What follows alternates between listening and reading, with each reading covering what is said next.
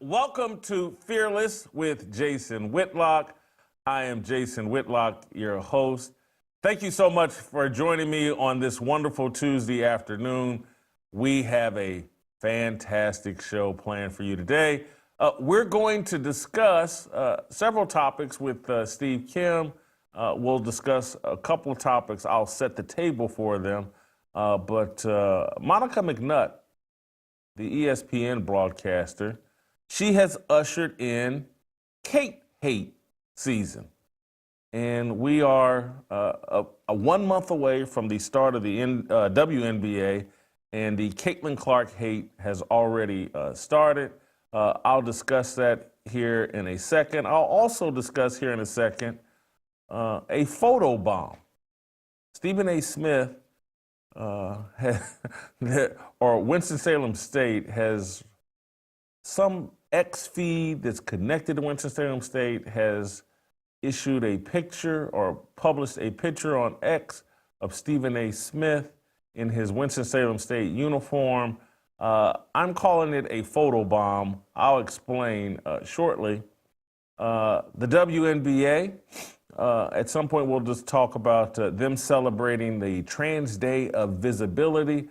This league, with its Cait hate and its insistence that men can be women, is out to destroy itself. We'll talk about that. Tim Hasselbeck, the ESPN broadcaster, former NFL quarterback, compared Shedeur Sanders to Andy Dalton. I love it. I'm sure Dion hates it. That will be interesting. We'll ask Steve Kim if Tim Hasselbeck is correct. Aaron Rodgers was throwing the ball around with DK Metcalf, furthering rumors that he's going to sign with the Pittsburgh Steelers. Stephen A. Smith is upset with Kim Mulkey, and other people are because of her exchange during a press conference. I want to show you a clip of a UFL, United Football League coach, losing his composure post-game. He's the defensive coordinator. I think he served as the interim head coach, and he just snapped, I believe, yesterday. And we'll play the video, and I'll have a little discussion about it.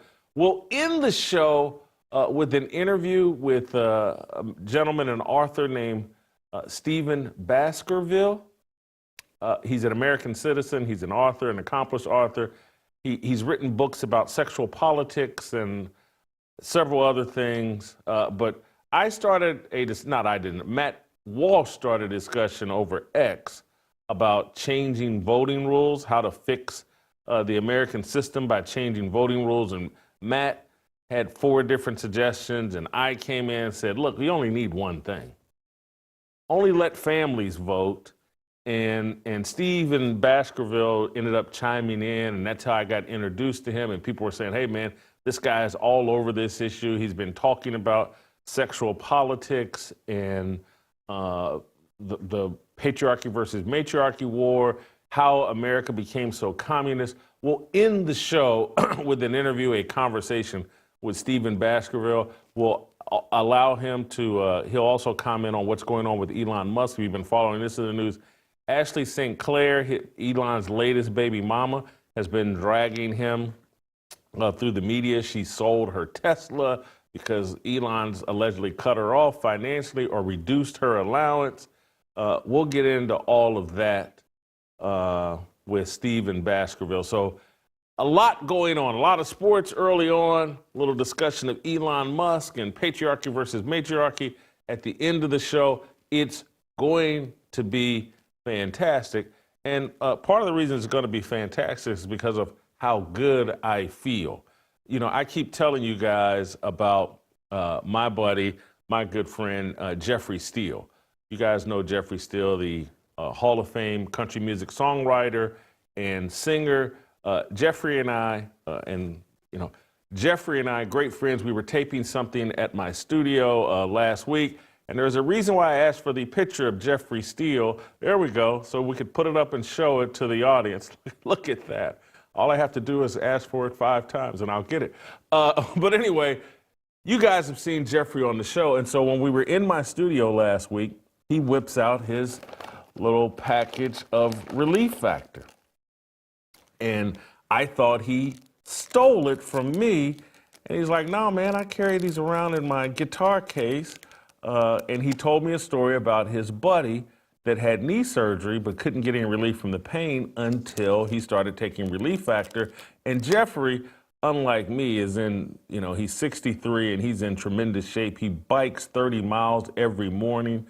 And part of the reason he's able to do it is because he takes Relief Factor.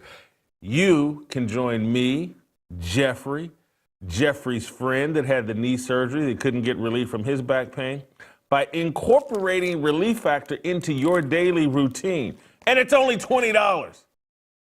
$20. For $20, you have a chance at relieving that pain and inflammation that's compromising your life. Relief Factor is a supplement that relieves inflammation, that chronic pain that many of us suffer from. It's 100% drug-free, developed by doctors to help reduce or eliminate pain. The Relief Factor is easy. Get their 3-week quick start for only $19.95. That's less than $1 a day. Did you hear that? $20. You have $20 sitting in your pocket right now. You have it sitting in your wallet. Don't waste it on Subway or McDonald's. Get yourself some relief. Everybody, or 70% of the people that try the 3-week quick start, circle back and order more because it's helped them, it's worked for them. You'll find out in 3 to 4 weeks whether Relief Factor is for you. $20 chance at improving your life significantly. Call 1-800-4RELIEF. That's 1-800-4RELIEF, or visit relieffactor.com. Thank you, Relief Factor. And so let me start today's show with Cait hate. And it's not going anywhere. And I'm starting to think, hey, this is like a strategy that the WNBA is embracing. Maybe this is, some sort of mad science or, some sort of insanity that actually works, that a large number of the black players and former black players have decided, hey, we're going to hate on Caitlin Clark, and we're going to talk about Caitlin Clark constantly to elevate ourselves, but also trigger her fans so that they'll keep coming to games and rooting for her, and it's going to elevate the entire league. I'm honestly starting to think there's a strategy to this madness. There's a method to this madness.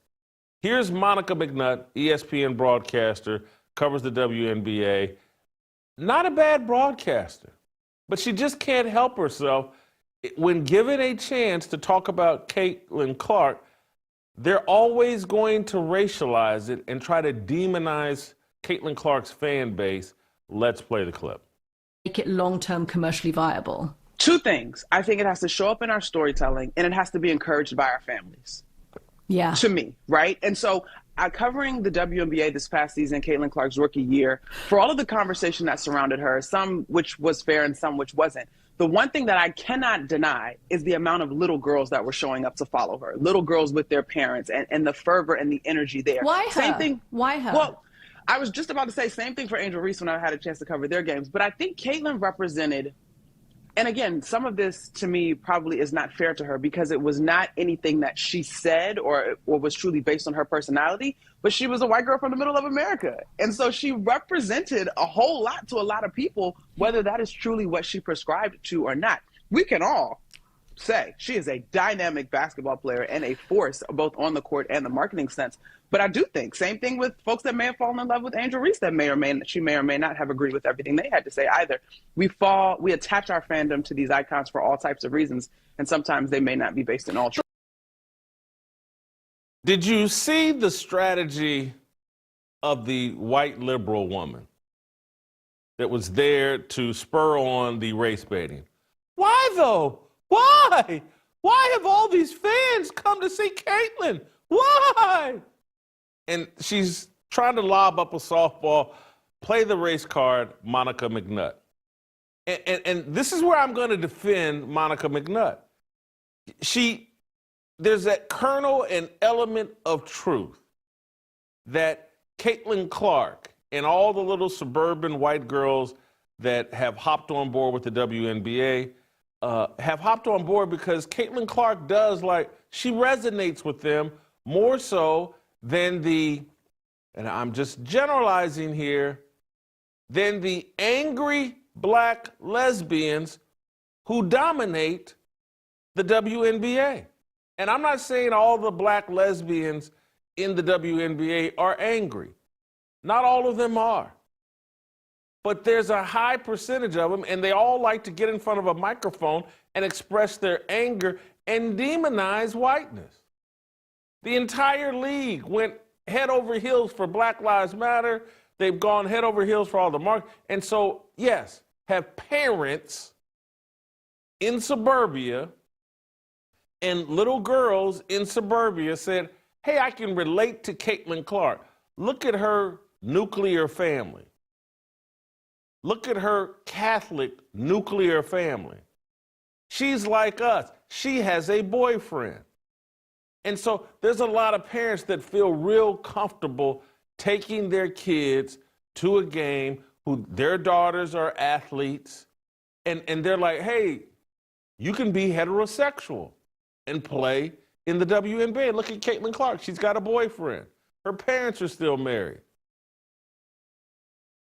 She's not playing with anger. She's not playing with a sense of entitlement. And yes, people find that relatable. And Monica McNutt with the liberal white woman here, they're not prepared to have that conversation that there's a demographic filled with anger and entitlement and a victimhood mentality that people, regardless of color, who are not filled with anger, who are not filled with entitlement, who are not filled with a victimhood mentality, they like Caitlin Clark because she's not a victim, because she doesn't seem to be entitled, because she doesn't seem to be angry. And so they find her relatable. I do. And I don't like everything Caitlin Clark does. I certainly didn't like her bowing to the Yas Queens and talking about it's her job to uplift black women. Because that ain't her job. And she's lying and doing the cosplay, and she knows she doesn't want to do it, but she wants to satisfy the angry black lesbians that seem to run this league. And no one wants to talk about the fact that the WNBA culture is ruled by angry black lesbians. And that they've run other heterosexual black women out of the league. This is pervasive in this basketball culture. And so it's Monica McNutt and the white liberal woman who's baiting her and lobbing her softballs. There's a discussion that they don't want to have, that this wasn't on an ESPN platform. This is just on a podcast platform. But on ESPN nor on a podcast platform do people want to talk about the personality traits that turn off the average sports fan. And when they see someone who they believe is the antithesis of those personality traits, they latch on to them. And then when you add in that she shoots logo threes, passes the ball like Magic Johnson and Pistol Pete Maravich, scores a lot of points, leads the league in assists, that like she's a great, great player, and she plays and shoots and releases the ball like Steph Curry. So there's the attraction to the exciting style of play. She's not Angel Reese, who can barely make a layup. She's not Asia Wilson, who is 6'4" or 6'5" and completely unrelatable to most women. You know what percentage of women are 6'4" or 6'5"? It's a tiny, tiny, tiny, infinitesimal percentage. That's not relatable. And so they can keep, oh, Asia Wilson should be centered and they should be celebrating her. And all the little white girls should want to be like Asia Wilson. Little black girls don't want to be like Asia Wilson. What woman wants to be 6'5"? And I'm not trying to make Asia Wilson feel bad about being 6'5". God made her that way. But let's don't kid ourselves and pretend like, hey, when you're 6'5", that's not relatable when you're a woman. Caitlin Clark is 6 foot, 5'11". I would tend to think maybe 3% of women are 6 foot or above. But it's a lot easier for a 5'7" girl to relate to a 6 foot girl than it is a 6'5" woman who's angry and whose best friend is some transgender man that thinks he's a woman and who walks around preaching to little white girls, you got a privilege and you don't have to work as hard as me and you don't have to do as much as me. But they can't have that discussion. And so they keep it real simple. And they give simplistic answers because they're not willing to have the true discussion about why Caitlin Clark is so popular. She reflects values that are relatable to kids who come from two-parent homes. That's regardless of color. Kids that come from two-parent homes can relate to Caitlin Clark because they have more in common with her values and the way she presents herself. They're not filled with animus because they don't know who their daddy is. I'm sorry for keeping it that real, but it is that real. They're not filled with animus because their mom didn't grow up telling them, your daddy ain't doo-doo. And F these men, you don't need no man. This is what these single black mamas do. They inject their animus into their seeds. And then they wonder, why is my daughter so angry? How come she can't find a man? How come she can't keep a man? How come she don't want a man? How come she's bisexual or lesbian? You made her that way. And no one wants to talk about it. So perhaps Caitlin Clark is relatable and popular and people want to see her play because she's exciting as heck to watch and because she's not filled with anger. People are attracted to joy.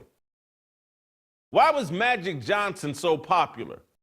Black, white, whatever. The man played with joy. Biggest smile on his face, happy-go-lucky Magic Johnson. Everybody loved him.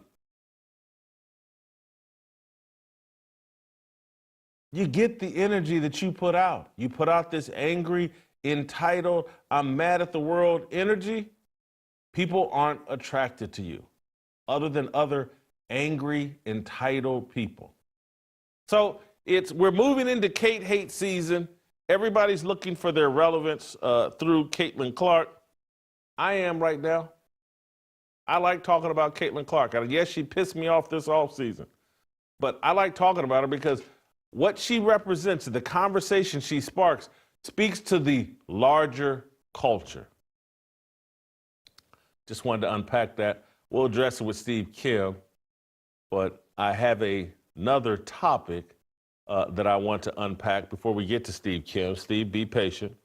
Before we do that, though, guys, I want to talk to you, as I have been in the past, talk to you about me and my home buying experience. And you guys know I own homes now here in Florida and in Indianapolis. And one of the things that I've had to be on guard about is protecting my title, because I'm not the most detail-oriented person in the world. And that's how Home Title Lock helps me out. Did you know that scammers can literally steal your home right out from underneath you? The FBI calls it house stealing, and it's a growing real estate scam targeting American homeowners. Here's how it works. Criminals forge one signature on your document, use a fake notary stamp, pay a small fee, file it with your local recorder's office, and just like that, your home title has been transferred out of your name. Then they can take out loans using your equity as collateral or even sell the property behind your back, and you won't even know it's happening until you start getting collection or foreclosure notices. So let me ask you, when was the last time you checked your home title? If you're like me, you just don't do it the way you should, and that is exactly why Scammers count on that, and that's why I trust Home Title Lock to protect me. Their $1 million triple lock protection helps keep your home and equity safe. Here's what you get: immediate 24/7 monitoring of your property, urgent alerts if there are any changes, and if fraud should happen, their U.S.-based restoration team will spend up to $1 million to fix the fraud and restore your title at no additional cost. And here's the best part: I've teamed up with Home Title Lock to give you a free title history report so you can find out if you're already a victim and access to your personal title expert, a $250 value, just for signing up. Go to HometitleLock.com/fearless. Use the promo code FEARLESS250 to get a free title history report so you can find out if you're already a victim and access to your personal title expert. And make sure to check out the $1 million triple lock protection details when you get there. Exclusions apply. For details, visit HometitleLock.com/warranty. HometitleLock.com/warranty. Thank you, Home Title Lock. Let me get to my second topic here. Unpack this one. We'll address this with Stephen A. Smith, with Steve Kim as well. I've caught Stephen A. or Winston-Salem State. This is part of my ongoing investigation of Stephen A. Myth. Caught him with a photo bomb here. The Winston-Salem State website, not the Winston-Salem State Rams basketball X account. It just started in June of 2024. I'm not sure if it's directly connected to Winston-Salem State, if some fan started this or what, but it just strikes me as odd. And you guys know I'm the Sherlock Holmes of the Stephen A. Smith myth. Read his book, exposed to you all the fraudulence there. I think the fraudulence continues. Look at this X account, this tweet that was put out yesterday. And I'm going to connect the dots here, what I think, my best speculation of what's going on. Could we put the tweet up too? Do we have the tweet? Because I wanted to read what the tweet said, because that's as important as this picture. Let me find it here. Oh, Brian sent it to me. Here we go. Here we go. I'm sorry for this delay. WSSU Ram Nation is the name of the X account. And the tweet says, 1991-92 WSU Rams men's basketball team. Player on the left is Coach Monty Ross. To the right is Stephen A. Smith. Monty Ross, I think, is some kind of HBCU, either head or assistant basketball coach. He's allegedly one of Stephen A. Smith's former teammates at Winston-Salem State. We've seen them together at homecoming events, celebrating. We've seen them together on Instagram. And Monty Ross adds credibility to the fact that Stephen A. Smith was some sort of basketball player at Winston-Salem State. But here's the rub. Stephen A. Smith, according to his own telling of his history, he graduated from Winston-Salem State and wrapped up, I believe, in December of 1991. He walked as a graduate in 1992. He was a member of this according to his own telling, his final year at Winston-Salem State, he was a member of the student newspaper. He was not on the basketball team. According to Stephen A. Smith's telling, he cracked his kneecap in half in 1989 while practicing for Winston-Salem State. He wasn't a member of the 91-92 Winston-Salem State Rams basketball team. Why is this picture of him, allegedly him being on the 91-92 Winston-Salem State team, how is this possible? According to Stephen A. Smith's own telling of his narrative and story, it's not possible. Why would this website, or I'm sorry, why would this X account put out this picture, zero in, put the picture back up, zero in on Stephen A. Smith and Monty Ross. Why would they do this at this time? As this is my speculation. This is Sherlock Holmes. This is Matlock. This is the Rockford Files. This is Jason Whitlock putting on his investigative hat. Someone in the media looking at Stephen A. Smith draw all of this attention to himself as a presidential candidate. Someone has finally heard my cries and was like, hey, when is someone going to ask Stephen A. Smith about all the lies he's told about his history? Oh, I knocked down 17 straight threes and I got a basketball scholarship on the spot.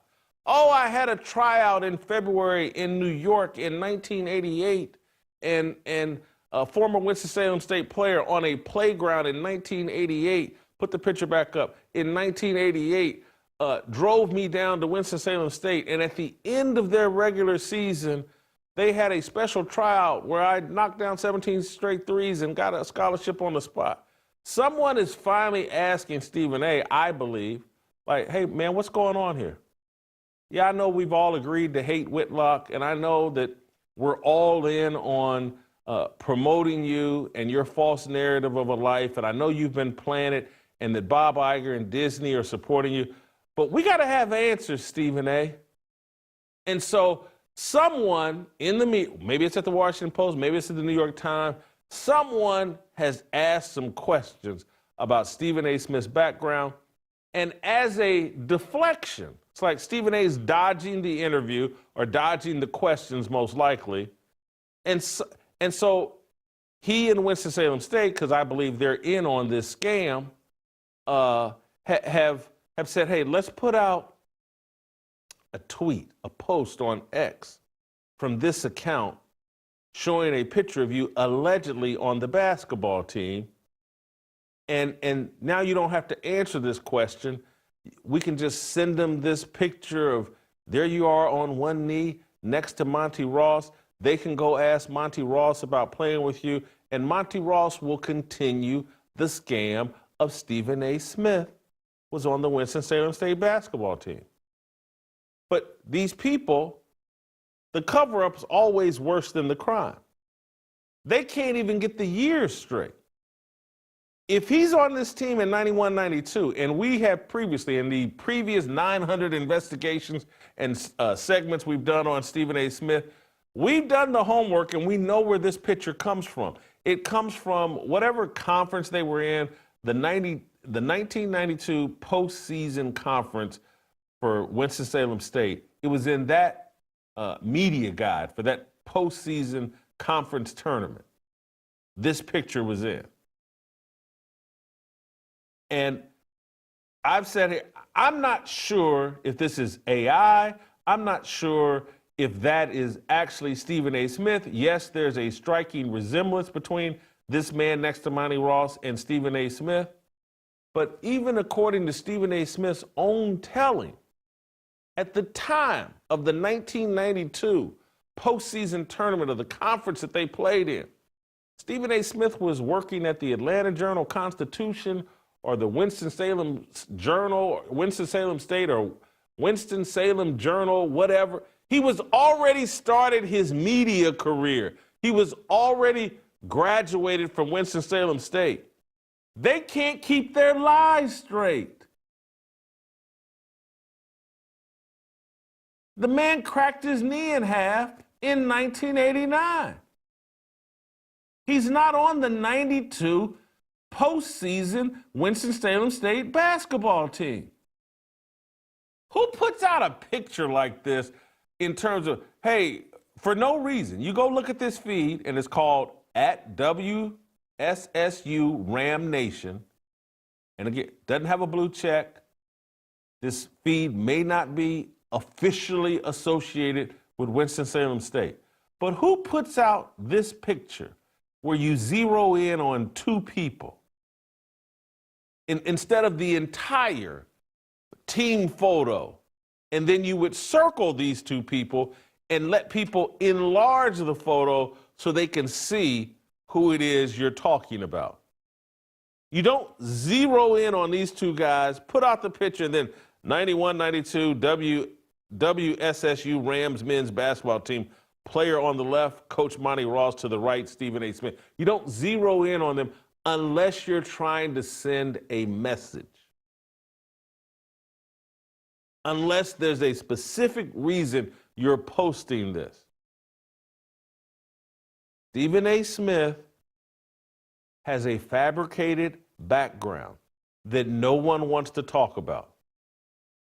And it's mind-blowing. And it's my suspicion, somebody, some media organization has finally said, you know what, we're throwing away our own credibility, writing and talking about Stephen A. Smith without addressing the man wants to be president. He keeps talking about and he's no different than George Santos and all these other fraudulent fugazis that we keep pushing into political spaces, and Cat Williams keeps talking about they get planted. You get a compromised, pathological liar with a shady, fabricated background. You install these types of people into public office because you can control them.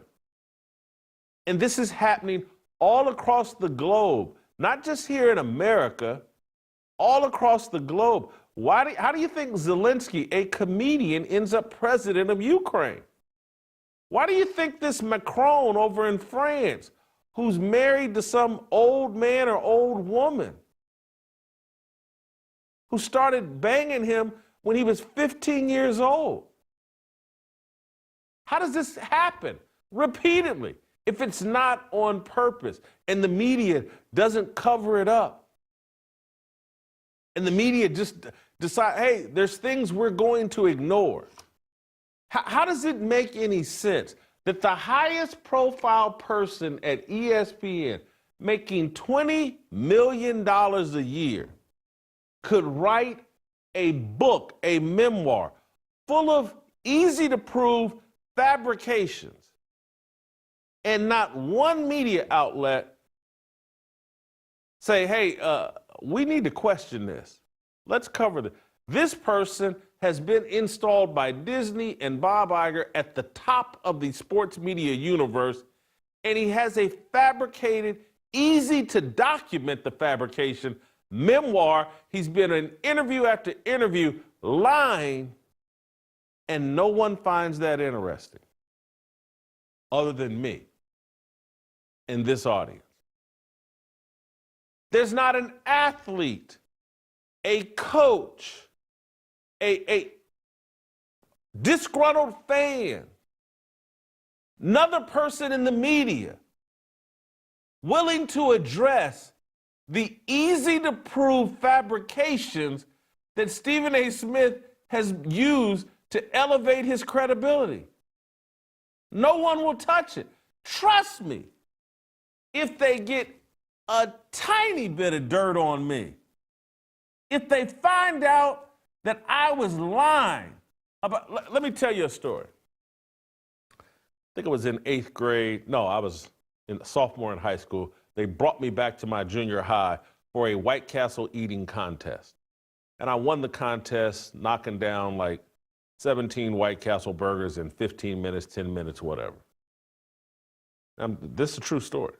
17 White Castles, and I think me and Stephen A. got 17 in common in 10, 15 minutes at Stony Brook Junior High. Now, if I'm lying, the media will track this down and say, look at Whitlock. He said he ate 17 White Castle hamburgers. He only ate 16. We checked with Stony Brook Junior High. We've gone through the facts and records. Whitlock is a pathological liar. They get a tiny bit of dirt on me. They've written stories fabricating lies and dirt on me. But Stephen A. Smith tells obvious lies. No one's interested. The little phony, fake feud with LeBron James.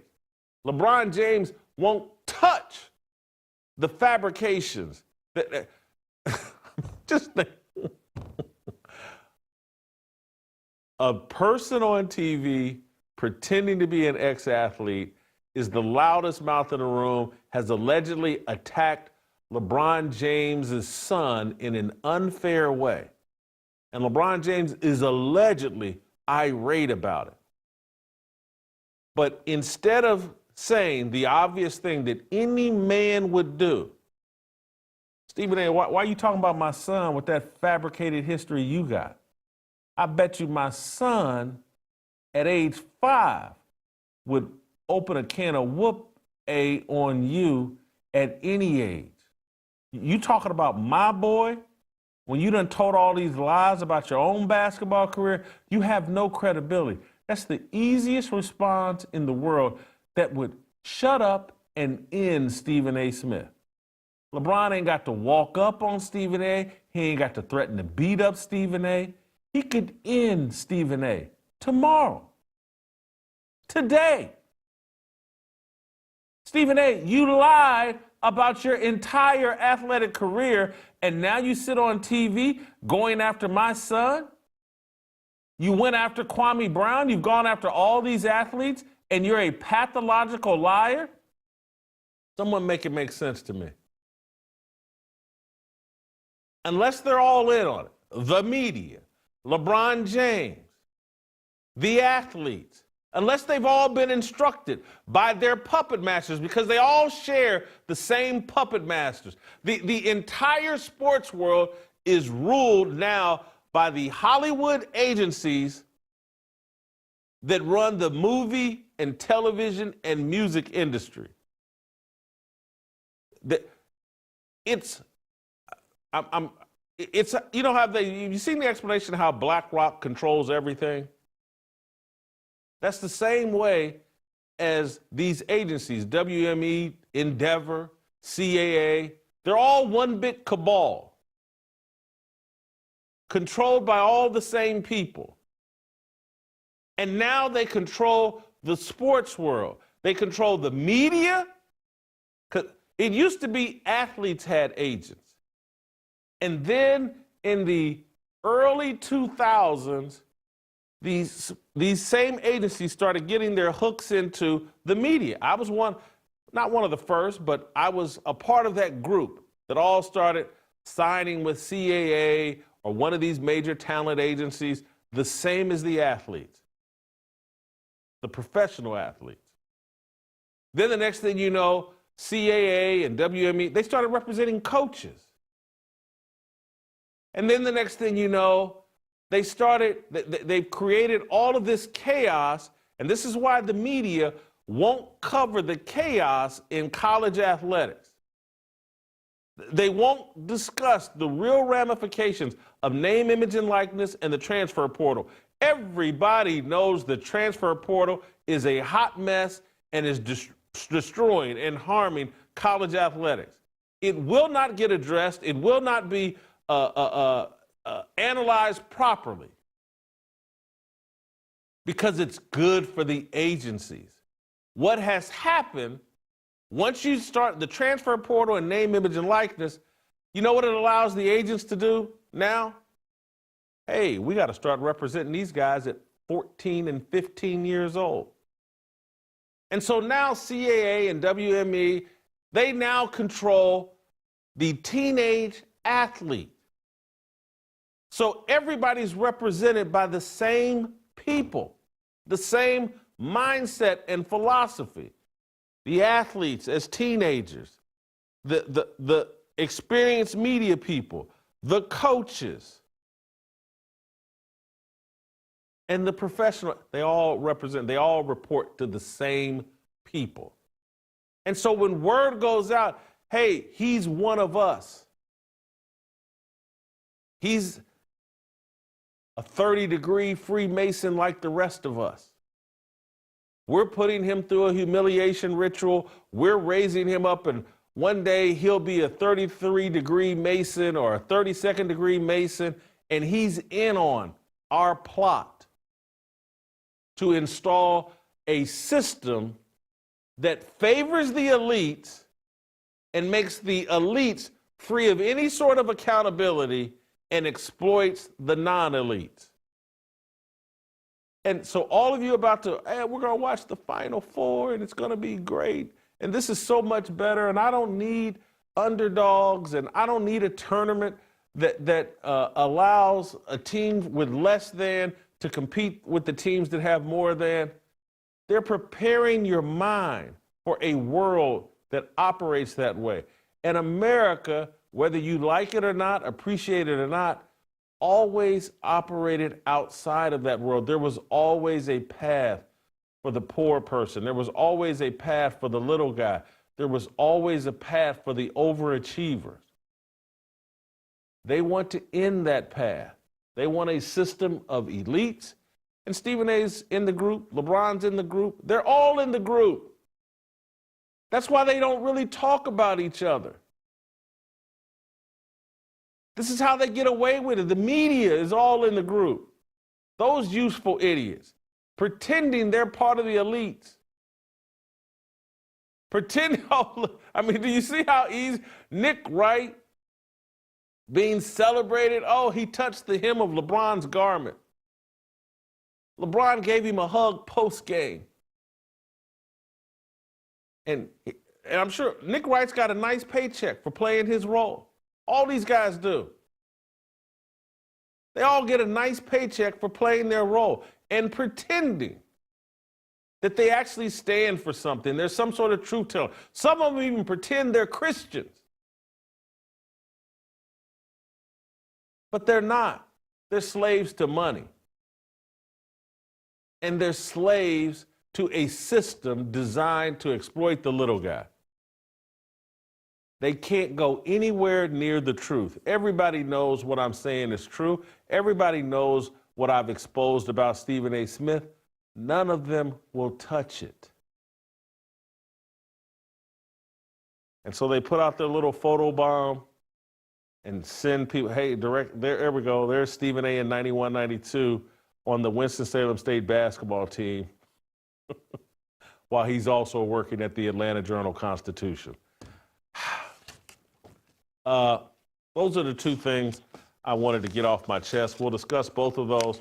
Cait hate, the Stephen A. Smith photo bomb with Steve Kim, a couple other sports topics we'll get into with Steve Kim, and then I'll get to my interview with Stephen Baskerville. I can't wait to have that conversation. We'll do all that. Steve Kim, the Korean co-cell. Next.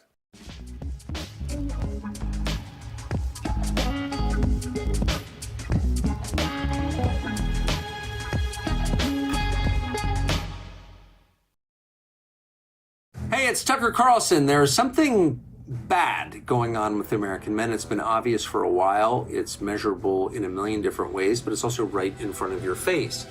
We have a massive problem with American men, and very few people have even bothered to notice, much less take it seriously. One of them is my friend Jason Whitlock in Nashville, who I've known for a long time and really love. He's decent and smart and totally fearless. And for that reason, I'm joining him on Friday, May 2nd in Nashville for the Roll Call 3.0 conference. And I literally can't wait to do it.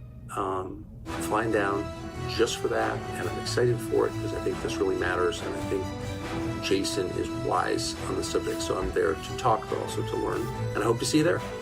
Join us at Fearless Roll Call 3.0. Real men, real conversations, real purpose. Tickets at fearlessrollcall.com.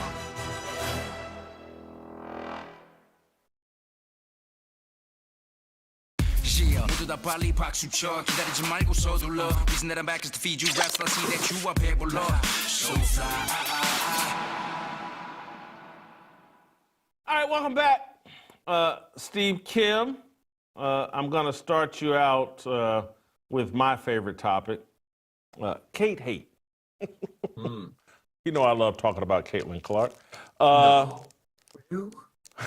No. I do.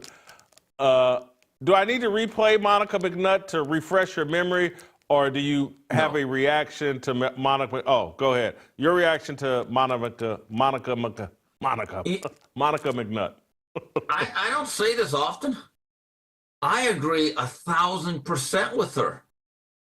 She absolutely nailed it. April Fools, come on. What are you, I mean, I couldn't. Come on, I couldn't be. Tiger Woods couldn't be the only guy that got you today. I've got to give her credit though. The WNBA season has not even started yet. She is in mid-season form. Once again, the philosophy of grievance. It's sharp. It's sharp with these people.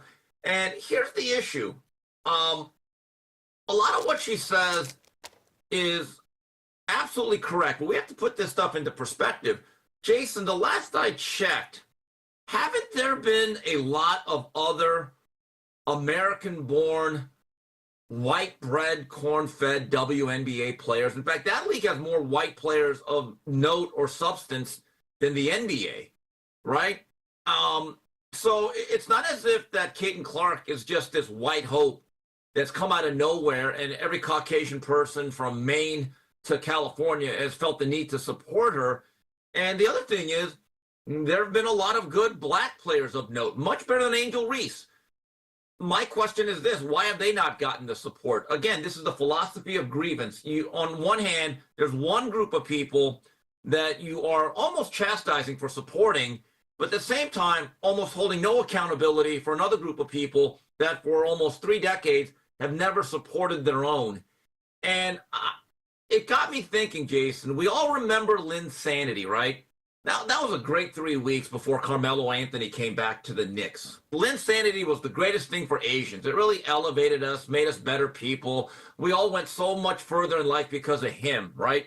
Well, here's the issue. The reason why a certain sect of crouching tigers suddenly became interested in basketball, I don't believe was just because he was Asian. Because I distinctly remember the Lakers and the Clippers about 8 or 9 years before, they had some Chinese players of note, like not note, but they were on the bench. Do you know why we didn't care about them, Jason? Because they couldn't play dead or roll over and play dead at all. They were terrible end of the bench players. In essence, what they were human victory cigars. If they came in the game, we were probably winning by 30. That's the reality. So that's my thought on Monica. Sometimes you feel like a McNutt. Here's where I got to say you're 1,000% accurate. You made a great point. Diana Taurasi is considered the greatest player in WNBA history. Some people have her as the GOAT of the WNBA.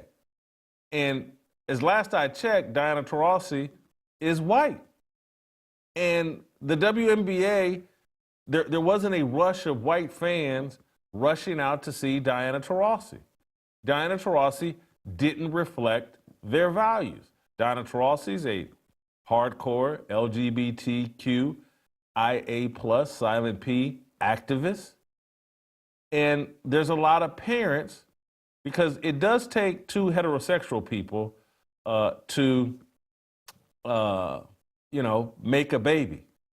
And Diana Taurasi, not one of those people. And so it's not the skin color thing that is resonating as it relates to Caitlin Clark. It's the value she represents. Obviously, it's her style of play. Obviously, it's her lack of anger that she doesn't seem to play with. She plays with a joy and plays in a style that's attractive to any normal human being sports fan. And so, Steve, you made an awesome point. I think we've had audio problems again as it relates to Steve Kim. We'll see if we can get him back. I'm going to move to a couple of, is Steve Kim back? Is that what the thumbs up is? Yep. There we go. Steve, go. I was making the point that Diana Taurasi, white, and many people consider her the greatest WNBA player of all time. And I didn't see a rush of fans rushing out to support Diana Taurasi. A bunch of white girls from the suburbs didn't say, oh, Diana Taurasi, she's white. So I think you make an excellent point. Yeah, and here's the other issue. My view is this. Caitlin Clark has an outsized importance to the league. I think that much is clear. When 41 of her 44 games is going to be nationally televised, that's even bigger than Jordan. Let's be honest about it. During Jordan's peak, I think the league actually had rules they couldn't be on every day. Now, was Jordan must-see TV every game from CBS and to WGN? Absolutely. But I do recognize in that era, you had Larry Bird, Magic Johnson, and some other teams, Charles Barkley. But this coverage of Caitlin Clark until she completely bends the knee will not stop. There is obviously some sort of animosity towards her. And I think it goes beyond this. It's also to her fans. The very same fans that they say that they don't want their support from because they're either conservative, they may have voted for Trump, and they're MAGA, they're saying, how in the world, how dare you support your own? Meanwhile, at the same time, no matter what they say, it's their own way of saying, you've never supported us, even though we basically hate you. I think it's the greatest hypocrisy that is not being talked about in terms of this issue. The WNBA is perhaps the dumbest sports league in the history of sports.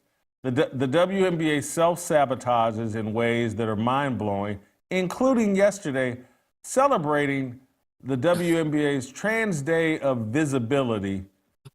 It's just mind-blowing to me, Steve. They have a league that's finally getting some traction and relevancy. Women are flying around private, making more money in TV commercials.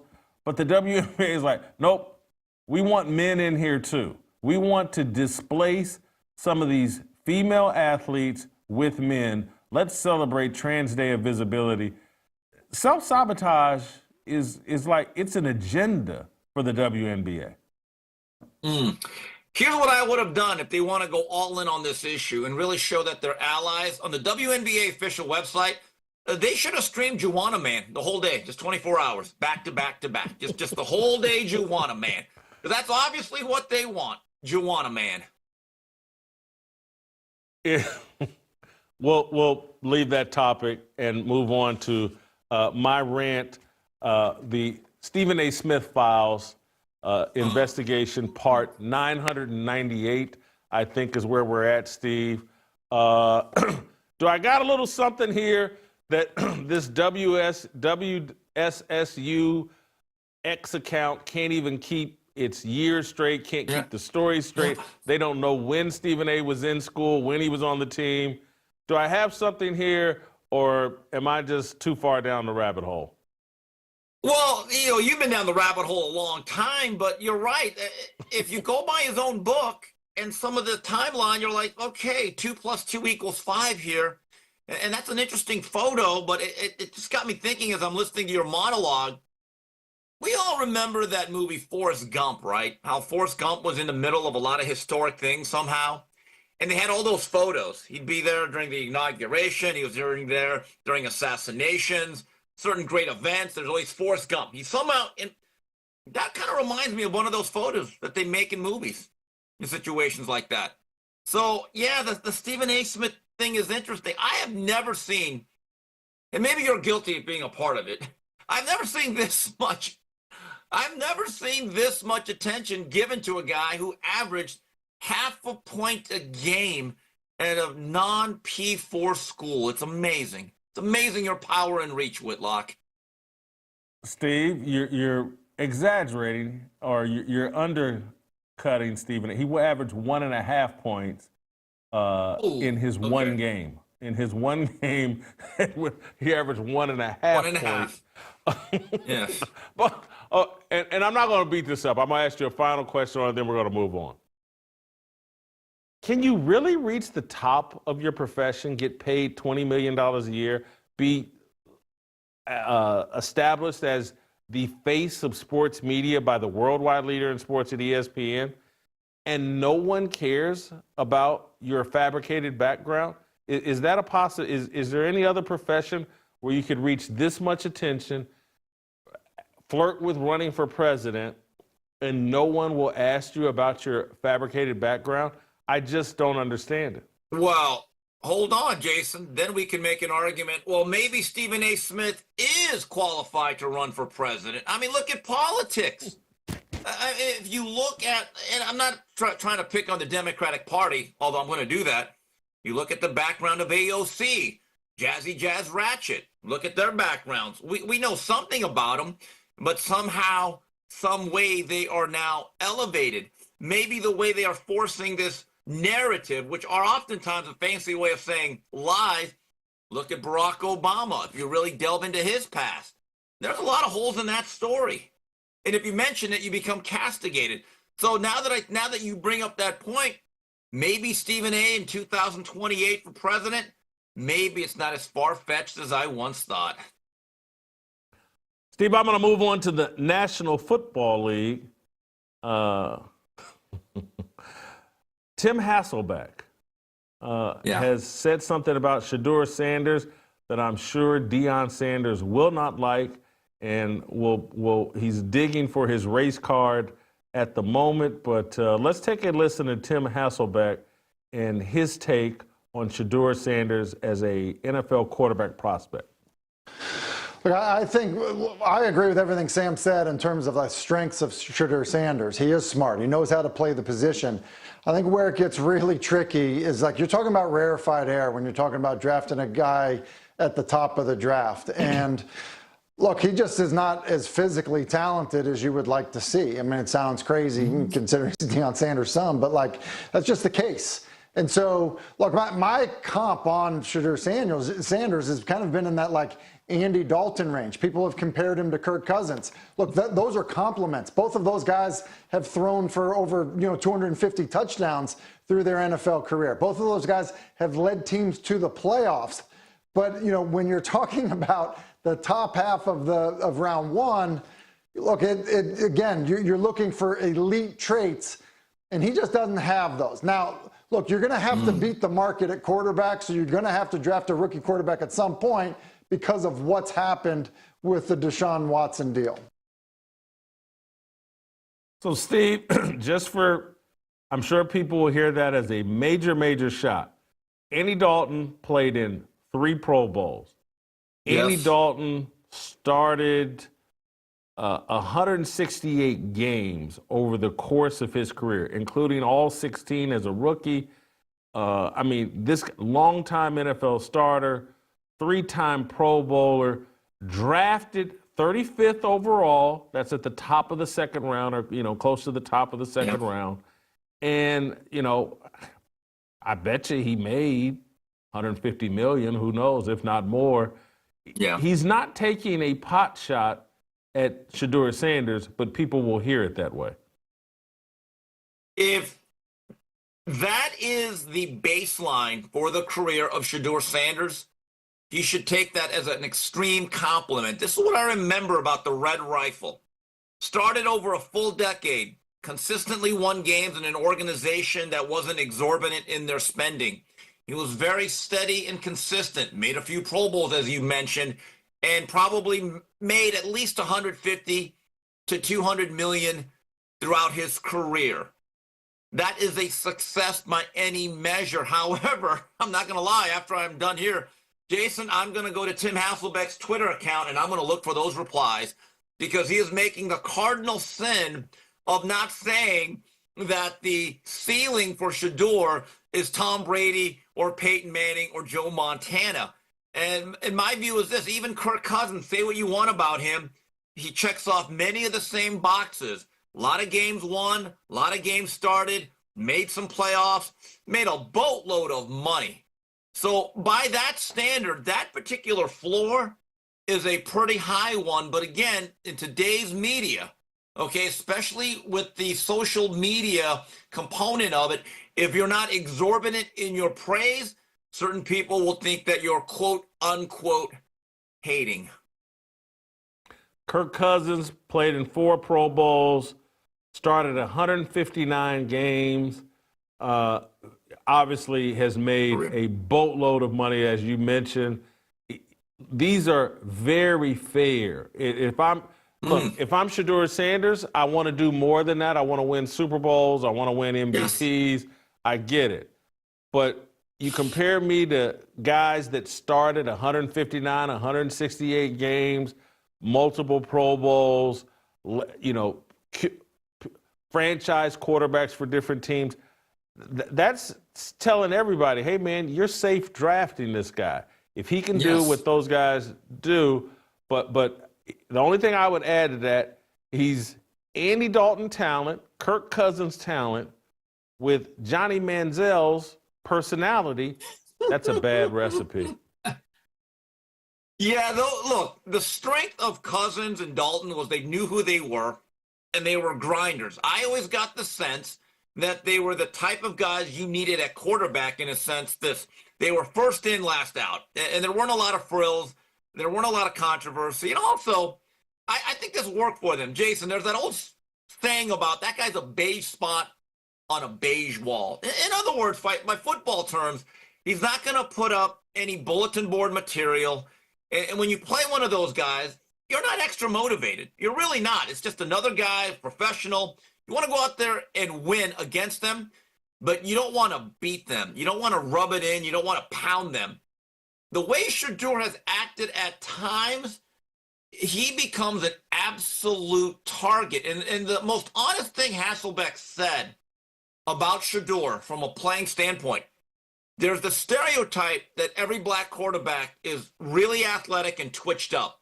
Michael Vick, Randall Cunningham, whoever. When you look at both Cam Ward and Shedeur, I think that they operate well in the pocket, but they're not going to outrun anybody. They really are not scramblers, okay? And the one thing about Shedeur, he has a decent arm, but I would not say that it's like a rocket thrower. And I think that's going to be an issue at the next level. Steve, got to keep it moving. The Aaron Rodgers to the Steelers rumors will not go away, and there was fuel to him. He worked out with DK Metcalf. I think we have some footage of Aaron Rodgers working out with DK Metcalf. But we also have Mike Tomlin, the head coach of the Pittsburgh Steelers, being asked about Aaron Rodgers, and here's what Mike Tomlin had to say. Mike, where do things stand with Aaron Rodgers today? He's a free agent. As you guys know, he came to visit last Friday. We had a really productive day. He's been in this thing a long time. I've been in this thing a long time, but it's no substitute for, intimacy and spending time together and getting to know one another in a non-competitive environment. And so that was really good. But I don't have any new updates in terms of where the process is. We'll see where it leads us. How unsettling is it, or is it, to not have this situation? I'm really comfortable with being unsettled this time of year, to be quite honest with you. It's about talent acquisition. We got two main means of acquiring talent: free agency and the draft. We multitask. We do both. Those needs that we fulfill in free agency, we do so there, and when we don't, we fulfill it in the draft. And so I just learned over the years that this time of year, although day to day it could be somewhat uncomfortable, it is a process. Do you think Aaron Rodgers to the Steelers is inevitable? I don't know. Aaron Rodgers, at one point, I'm going to make this analogy. If you're a young female at the top of her game in the early 20s, and you're looking great, and you are that proverbial dime piece, as they say, you can play hard to get. You can be with whoever you want to be. All right, when you're in your mid-30s, and again, shout out to Kevin Samuels, God rest his soul, if you hit that inevitable wall and you're not that same person, can you really play hard to get to this degree? Or do you have to settle? And I've said this for a while. Aaron Rodgers has to make a decision, and so do the Steelers. Is this your quarterback or not? And I think Coach Omar Epps alluded to it. There has to be an intimacy. That's his way of saying get in the building, be a Steeler, and start to get to know your teammates and try to lead this offense. I don't know if it's inevitable. Aaron's doing Aaron Rodgers again. I think it's inevitable. I don't think there's any reason for him to be throwing with DK Metcalf. I think that, he's met with Mike Tomlin. Maybe they're working out the finances or whatever, but I think Aaron Rodgers still wants to play. I think the Steelers make the most sense for him, both Aaron Rodgers and for the Pittsburgh Steelers. The Steelers have Mason Rudolph. Are you kidding me? They're going to circle back to that as their starting quarterback? No way. You can't sell that. T.J. Watt and these guys would be irate. Everybody on defense. We could have had Aaron Rodgers, and we're circling back to Mason Rudolph, and I like Mason Rudolph, but get out of here. Aaron Rodgers gives us hope that we could actually be a Super Bowl team and contend in a conference that has Patrick Mahomes, Lamar Jackson, Josh Allen, C.J. Stroud, all this QB talent around. Hey, go ahead, Steve. Yeah, but Jason, I'm just going to say this. And again, if you're Aaron Rodgers, you already know you're getting a gold jacket. All right? They're going to chisel out your bust. You have a home in Canton. You don't need to work another day. And I don't even know if he cares about this because he's so eclectic, right? But if you want to change the perspective or the storyline or your whatever your narrative is going to be as a player, that you actually cared about football and you want to go out a winner, because let's face it, that Jet chapter was a terrible look. It's not all his fault he got injured, but let's face it, the Jets, that whole era will be really, I don't want to say it's Joe Namath to the Rams because it was better than that, but if you want to change the perception that Aaron Rodgers is not difficult, he's not overly temperamental, and that he's actually a winner, because Jason, based on his ability and his arm talent, if he only has one Super Bowl appearance with one Super Bowl win, it is a letdown. It's almost, I don't want to use the word underachieving, but it feels like underachievement. I think for his own reputation, Rodgers needs to get in there as soon as he can and lead the Steelers to something significant. That feels like a much better ending to the career than what we saw the last two. Certainly a much better ending. I think it's a bit unfair to say, like, his reputation needs some rehabilitation. Dan Marino, I love his reputation. And he played in one Super Bowl and lost. And I don't think anyone thinks Dan Marino's a loser. It's like this new standard we have of if you don't have these rings, there's a level of respect we can't give you. And I don't fully buy into that. Yeah, but Jason, in defense of Dan Marino, he didn't go out on these hot yoga retreats in the Himalayas. He didn't do all this other stuff. Here's what Dan Marino was cursed by.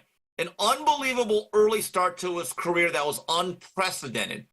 Then throughout the late 80s, Don Shula and that organization did not surround him with a very good defense. I still remember him having to win a lot of shootouts. And he did okay in the 90s, had some playoff years, but he didn't give you the hassle. The question was, could you surround Dan Marino with enough of a run game and a much better defense?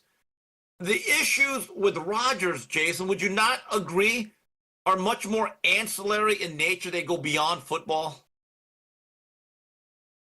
I think we've made them into these big, major issues, and certainly last year, not participating in the offseason program. That's my only real complaint. And, hey, I'm going to be over in Greece or doing whatever. That's my only real complaint as it relates to Aaron Rodgers. I think he did everything else throughout his career to try to maximize winning, and it just didn't happen. They had some unfortunate playoff losses. I'm a bit of a homer and defender of Aaron Rodgers.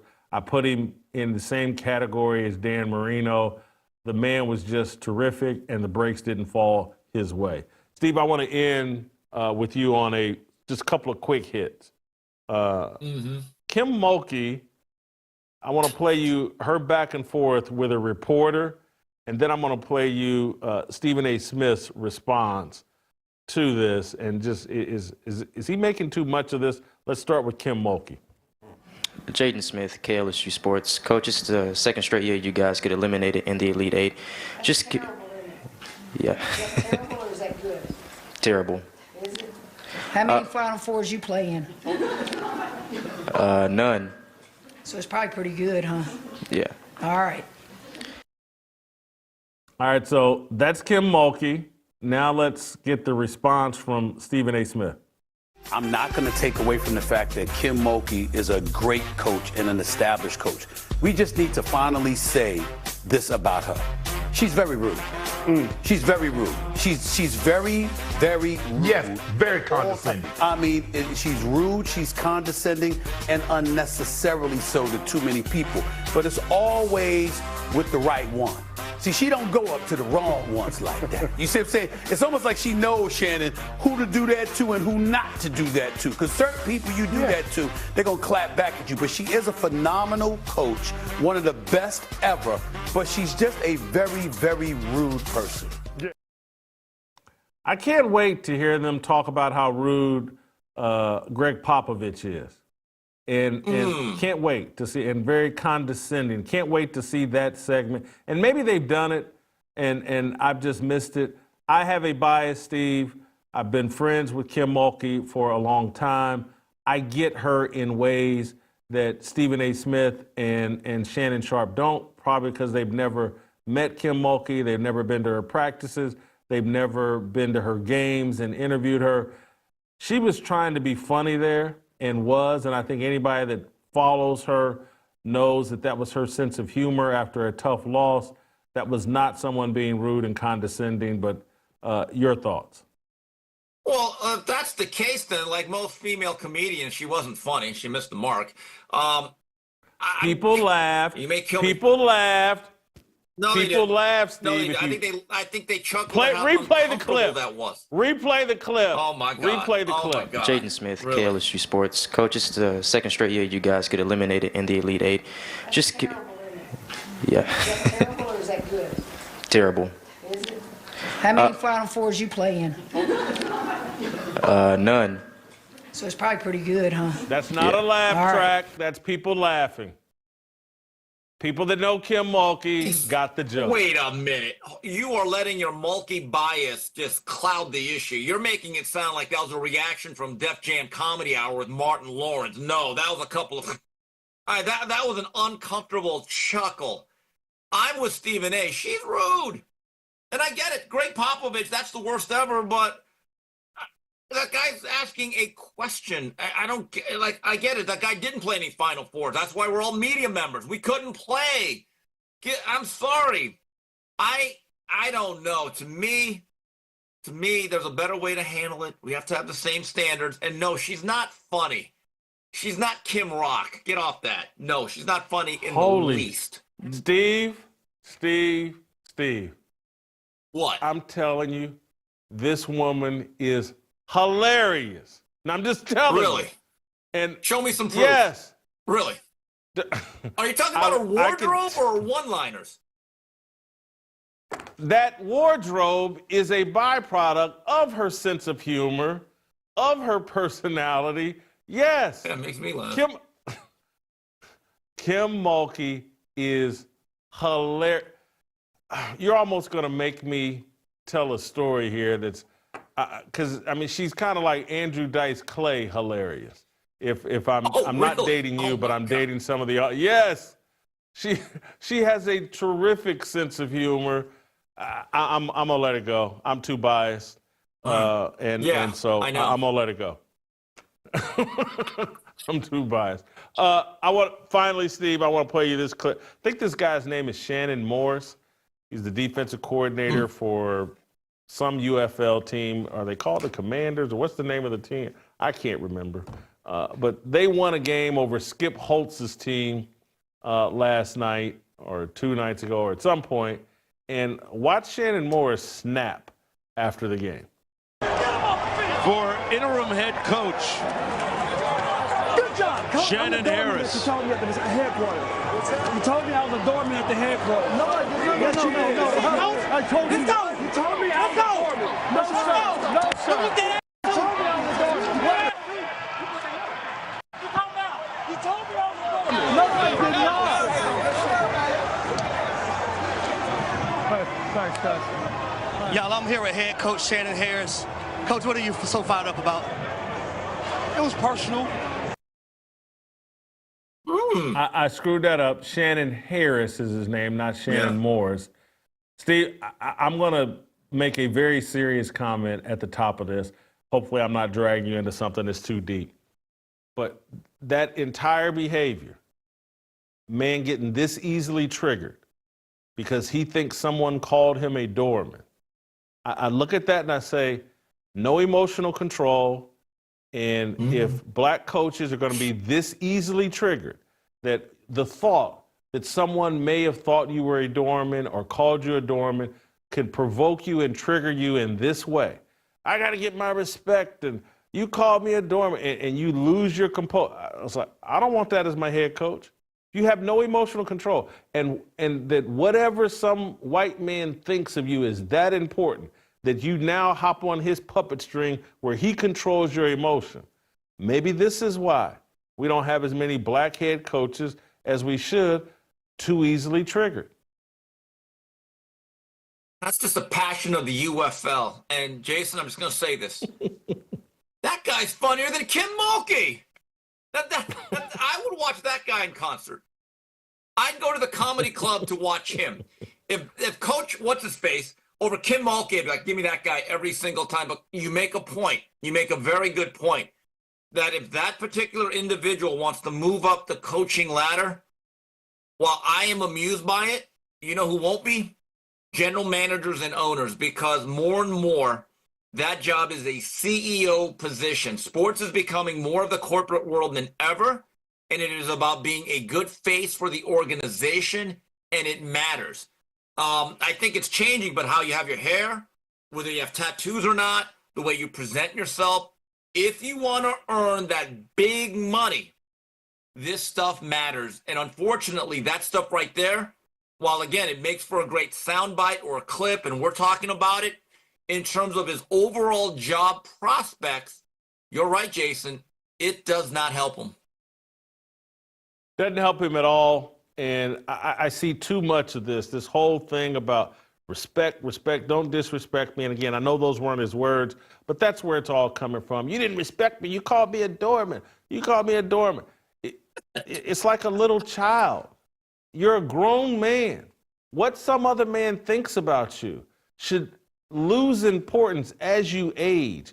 After about age 23, 24, you need to be in a place where what you think about yourself and what God thinks about you controls your emotions, not some other man who may have inadvertently or you may have heard him wrong, because Skip Holtz is adamant. I didn't call you a doorman.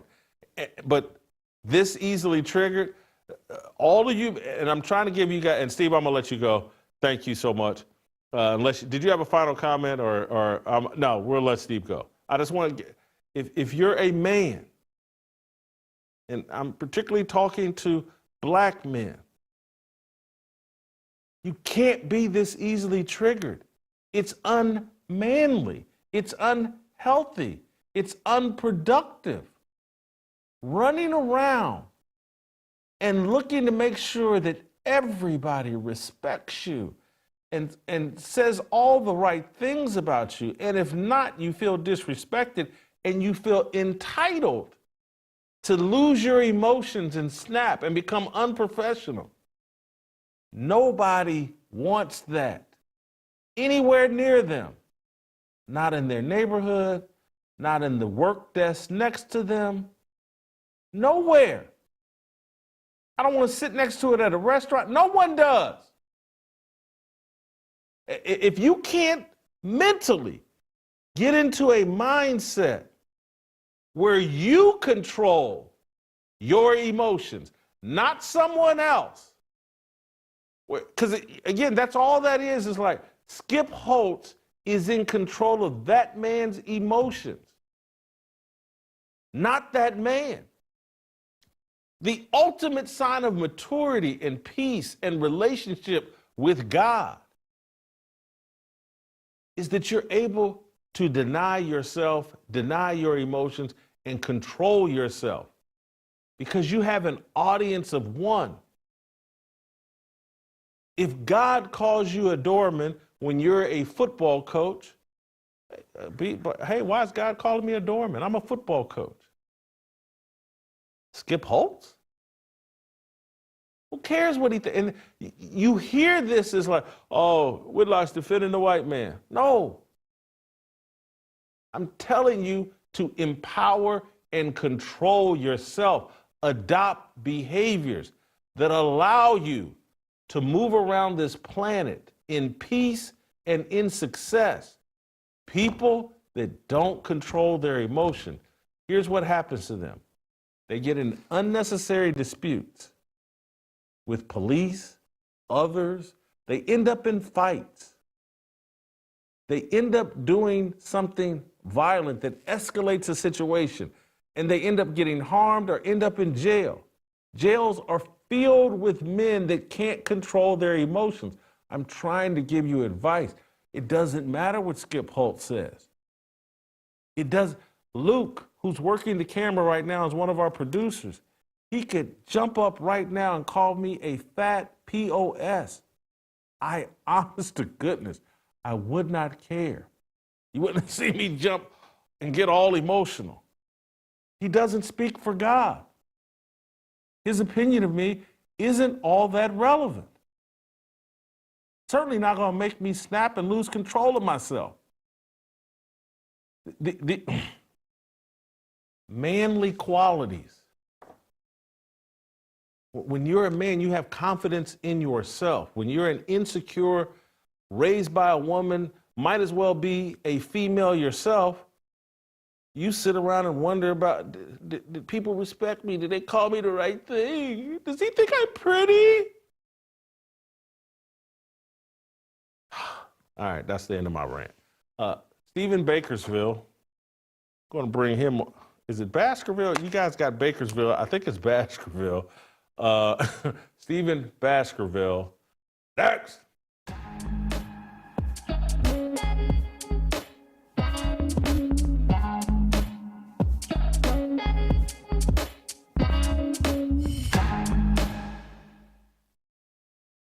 Men, it's time to rise. Our country, our faith, our future, all under attack.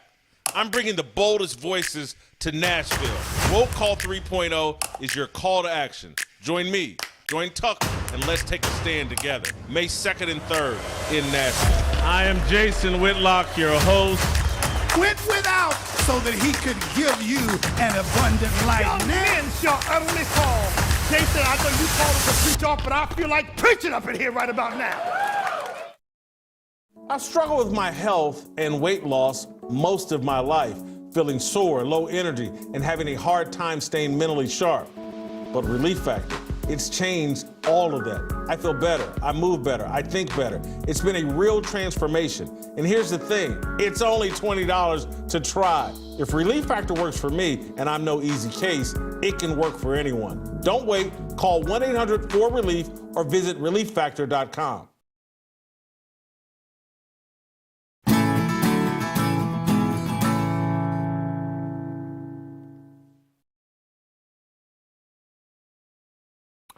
All right, welcome back. Let's bring in Steve in Baskerville. He is the author of a book, The New Politics of Sex. He's got on my radar yesterday as I started posting and tweeting about my idea that only families, couples, married man and woman, should vote in American politics. Stephen is an American citizen. I believe he's living in Romania at the moment. He's kind enough to join us. I believe it's like 7:30 p.m. over in Romania. Stephen, welcome to Fearless. Appreciate you joining us. I want to start someplace different, and then we'll circle back to my tweets and posts yesterday. I want to start by talking about Elon Musk, because this is related to sexual politics and everything that you address in your books and in your research and study. Ashley St. Clair, the latest baby mama, or maybe she's the second, because I think there's a new baby mama as well, but the one that's been the most public, Ashley St. Clair has sold her Tesla. She's upset about the money that Elon is paying her, and she's saying she's broke and she's got to sell her Tesla. She's upset that Elon's not communicating with her. She wants Elon to take a paternity test. He hasn't agreed to do that. Let's play the clip of Ashley St. Clair first, talking to the media yesterday or caught on camera, talking about what's going on between her and Elon. Selling it because I need to make up for the 60% cut that Elon made to our son's child support. Why do you think that he did that? That's a great question for him. You feel like he was sort of like vindictive against you in some way? Yeah, that's his modus operandi when women speak out. When was the last time that you spoke to him or tried to speak to him? February 13th. But he's just not responding to you at all. And how would you characterize sort of the way that he's going about? You can check the stocks. I'm not the only one who's tweeting up after his message. We're not going to get you.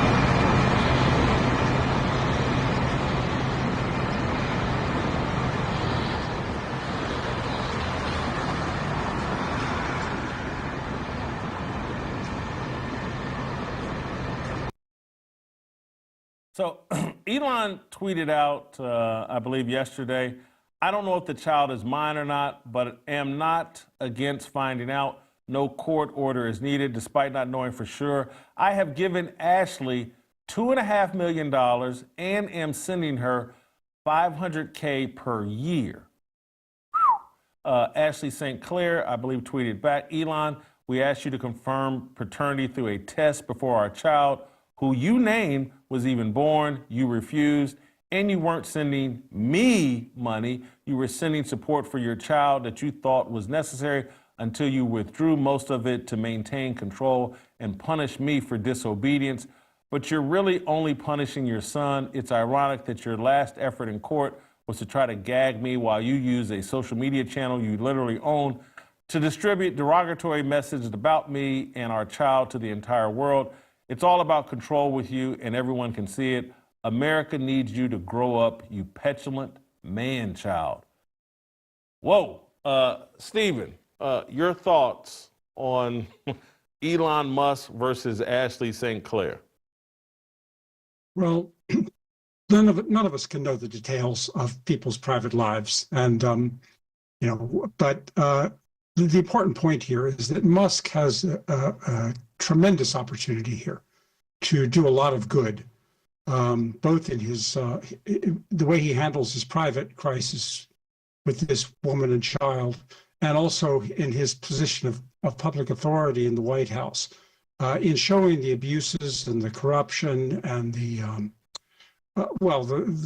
injustices of the divorce system, the family court system, the child custody system, and how he handles this. I mean, the eyes of the world, I think, in many ways, are upon him on this, and he could do a lot of good. I think he could do it. First of all, he's certainly a flawed individual. There's no doubt that he's not perfect, and he's brought some of this on himself. But he could easily, and maybe she is a gold digger. Maybe she is posturing and out to get everything she can out of him. There's an easy way to find out. All he has to do is he needs to take the moral high ground. He needs to take the moral high ground with her, and then he needs to use this case as a platform to publicize his, what can be done in the area of public policy from the federal government too, the federal level, to not just cut the waste and cut the abuses and the inefficiencies, but to really reform one of the most putrid sectors of the swamp, to use Trump's terminology. One of those highly repressive, dangerous, and corrupt sector of government power.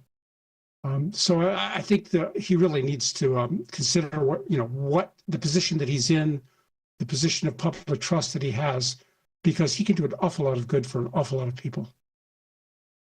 So put a pin in that comment. I don't want you to lose your train of thought. I know you won't, because this is your area of expertise. But before I asked you how he can accomplish these good things you're talking about, and for you to define what those good things and the reforms that we need, walk me through why, as a man, I shouldn't be sitting here saying, this woman is a child in comparison to Elon Musk. She stalked him to some degree over his own social media app. He's the adult. He's one of the most powerful people in the world. I look at this situation and my just initial reaction is like, this is one of the richest, smartest, most powerful men on the planet. And he let some little child get impregnated and play him. And so I have very little sympathy for Elon Musk as a man and as an older man. He failed here, no? Well, I think there's a lot of truth in that. I'm sure a lot of people share that perception, and I'm sure it's correct in a lot of ways. You know, even if you think that he is being milked by this woman, so to speak, that he is being taken advantage of, and she's, you know, gold digging and trying to get everything she can out of it, he's just being on the right side, being on the right and not being on the wrong is not good enough. He's got to really have clean hands, as the lawyers say. He's got to take the moral high ground and show that there's a abusive, corrupt system of government here. And I think if you're asking me how he could do that, I think one thing. And what's the corruption? Point out the corruption, and then what he can do to fix the corruption you're talking about. Well, the divorce and child custody and family court system is full of corruption. It's full of conflicts of interest. They violate virtually every article of the Bill of Rights and the Constitution on a widespread basis, on a daily basis. It is an absolutely noxious sector of government power. They ride roughshod over the Constitution. They tear families apart. They abuse individuals. They criminalize innocent people and incarcerate knowingly innocent people on a huge scale, both through criminalization and criminality. So it just needs. Give me examples as it relates to Elon Musk and this Ashley Sinclair situation. How do you think the system is rigged against him? Give me the examples. Well, just the fact that, you know, that she's appears to be, again, she appears to be, you know, seeking sole custody for herself, rather than sharing the upbringing of the child with him. She seems to be seeking, you know, maximum child support to milk him for financially as much as possible. But we don't know, of course, for sure. But there's a good way to find out. What if he took the moral high ground? What if he, and I'm not just moralizing by said this, what if he proposed marriage to her right now? What if he said to her, let's do the right thing. Let's get married. Let's raise this child as an intact family and give him the best possible upbringing he could have. Now, there are good moral reasons for that, but there's also another reason, because if she might say yes, and then, you know, the problem's solved. But if she said no, and then the courts put the screws on him and, you know, gave her custody, gave her child support, even though she refuses to have an intact family with a, you know, perfectly fit man, it would show that that the courts are completely unfriendly, hostile to the marriage, to marriage as an institution, to the intact two-parent family, to fathers as parents and leaders of their children and of the community. It would show that the courts really are out to reward. If you take the worst possible opinion of her, then it would be confirmed by that course of action, because the courts would reveal themselves, and the child support enforcement people and the rest would show themselves that they're not really interested in taking care of children and families in American society. They're interested in maximizing their own power and their own revenue by encouraging women, for the most part, sometimes men, but women too, to act in unscrupulous, selfish, self-interested ways, rather than doing taking the moral high ground and doing the right thing. Don't you think Elon thinks, if I propose marriage to this woman, she would say yes, and now I'm married to an unscrupulous nut case. She wanted to have his babies, and she wanted to trap him into marriage, and he's like, I'm not falling into that trap. She's good enough to have a child with, and you could say the same about her. You know, he's good enough to have a child with. I suspect she would not do it, of course, but you know, because she can get the money without marrying him, and that's one of the abuses of the child support system. You get more money and more independence and more decision making over the child by divorcing than you do by staying married. right? So if she married, she would have to compromise with him, share his opinions, share his views about how to raise a child. She would have to compromise. She would have to show herself to be a civilized and mature parent by staying single, getting custody by herself, getting child support. She gets control over the child. She gets the money, and she doesn't have to share any decision making with him. So this is one of the many conflicts of interest, one of the many abuses, and which show that the whole government machinery in this area is antithetical to the family and to children, and to ethical government as well. Let's move away from Elon and Ashley and just walk me through where you feel like this whole court system and the politics between men and women, where did that skid off the road? How did we get here to where the system so heavily favors the woman and so heavily favors divorce? Well, it started with the welfare system. It started, most of the machinery that deals with divorce and child custody was put in place under welfare.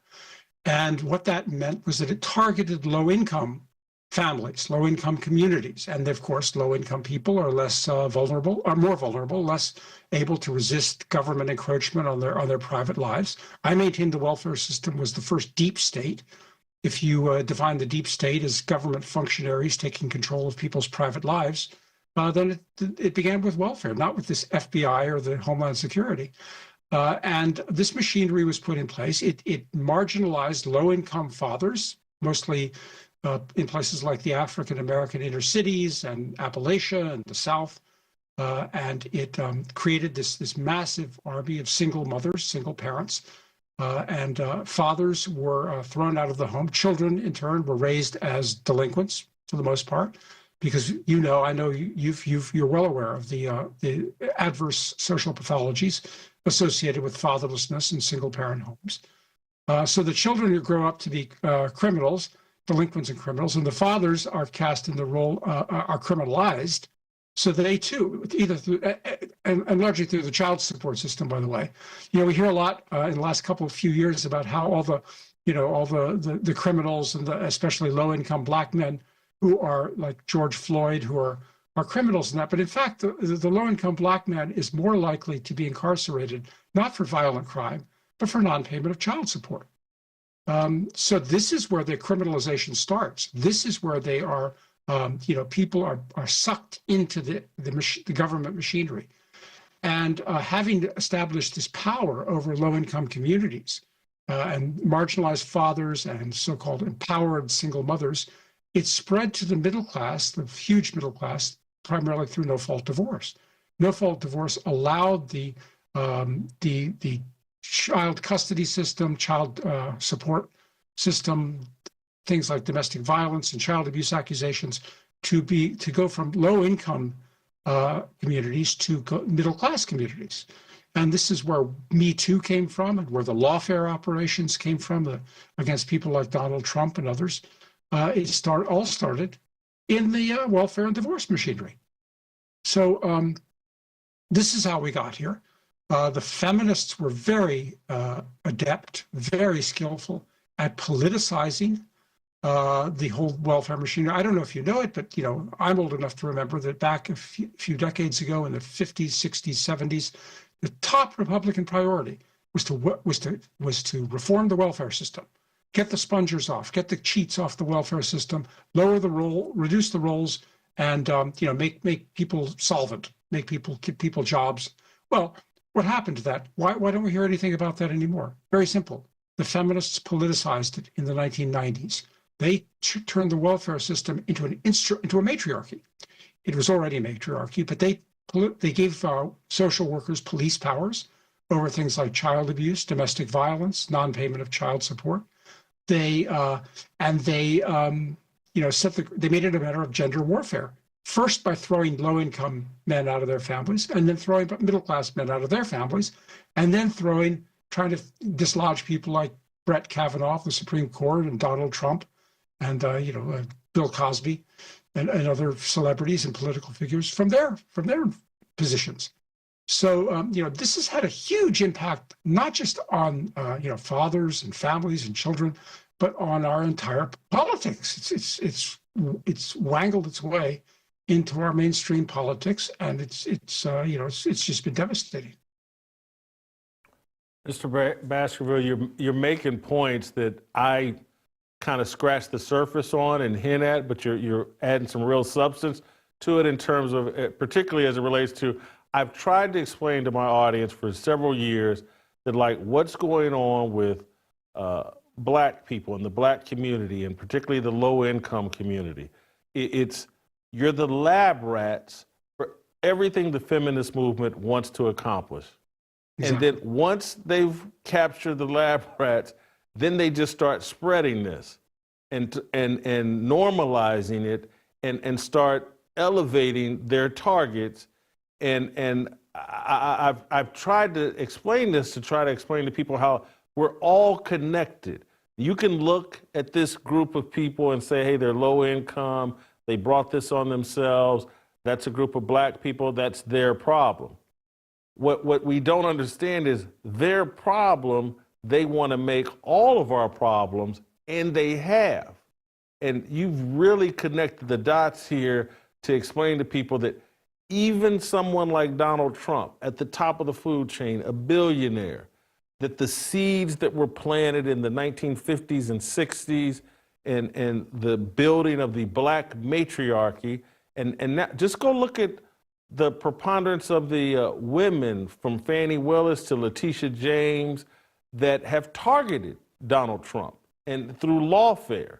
And it's not a coincidence, and I'm trying, Alvin Bragg, they all come from a matriarchal culture, and they all direct their hate at patriarchs and successful men, and you have to tear them down in order to have true equity and equality and blah, blah. But it's been an incredible process of 60, 70 years of consistent work.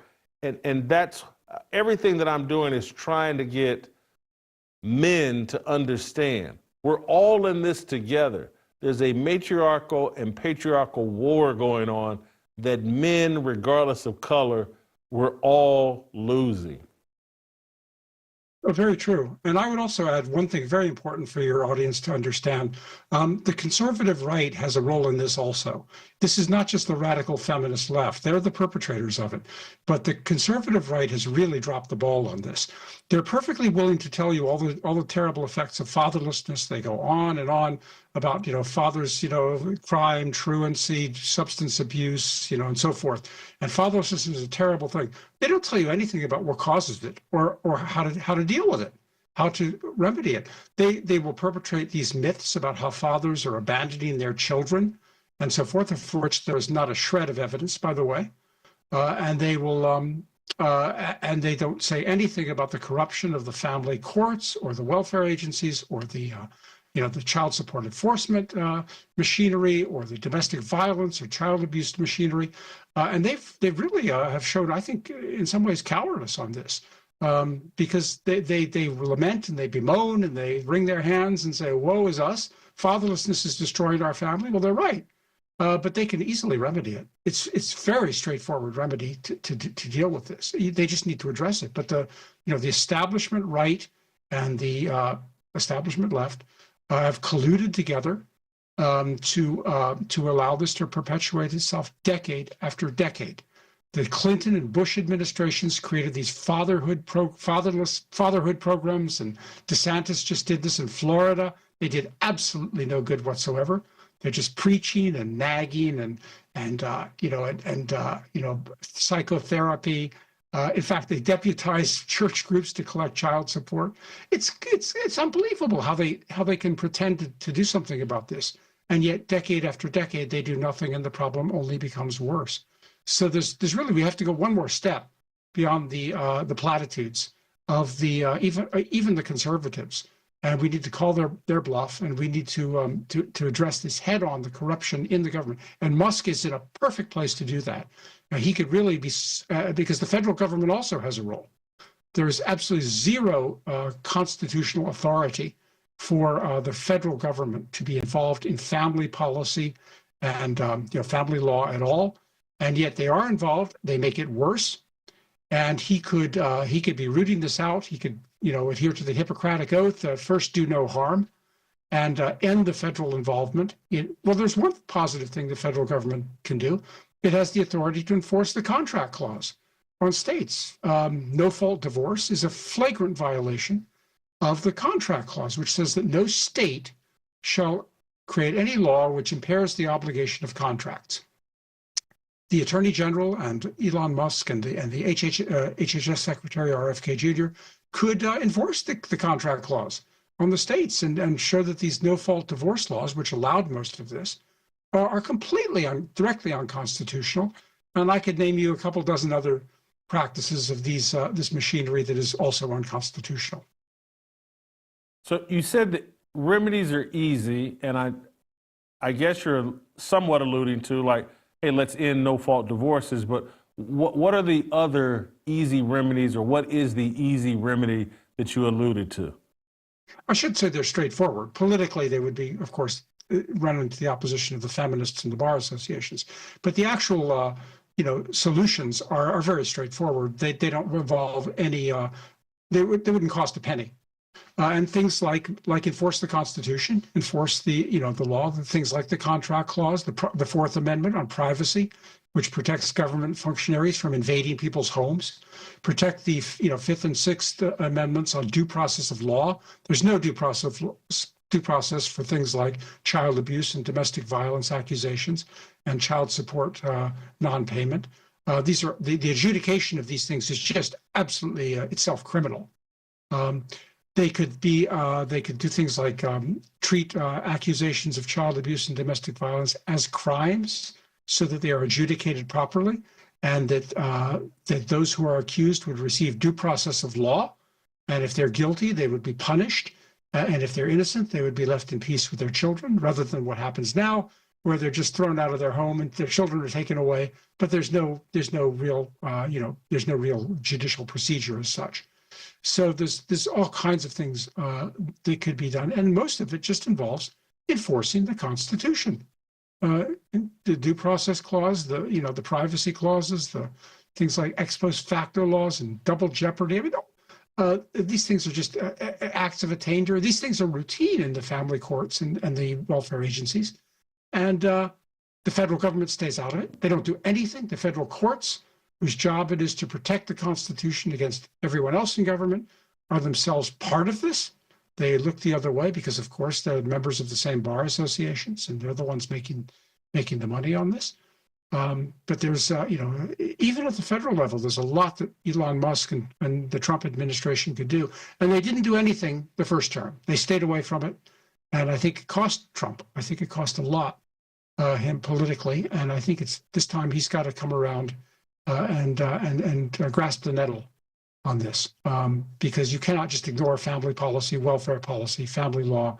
It's the most corrupt sector and destructive sector of government in the United States, and it'll destroy him. It'll destroy his presidency the way it undermined him the first time.